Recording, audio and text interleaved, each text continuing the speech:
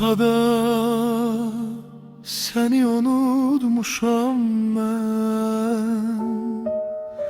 Herden göğlüme düşüsen benim. Bayram gelende bulut tek dollar,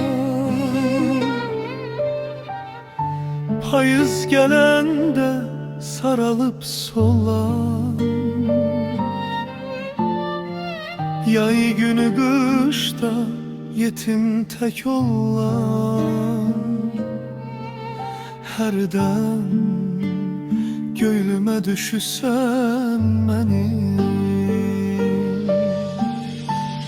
Yaz gelip bülbüller dillenende de bir nefer beni dindirende de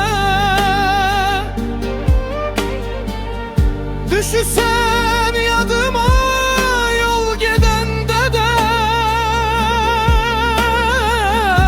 herden göğlüme düşüsen her vaxt keçirəm sevdiğin yerde. Her yanda bir kadın görende bir de ancak yadıma düşüsen herden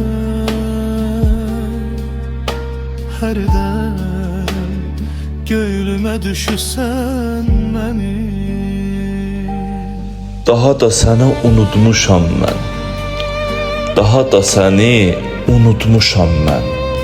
Hərdən bir göğlümə düşüsən mənim. Bayram gələndə bulud tək dollam, payız gələndə saralıb sollam. Yay günü qışda yetim tək ollam, hərdən bir göğlümə düşüsən mənim. Herden bir göğlüme düşsen benim. Bayram gelende bulut tek dolan,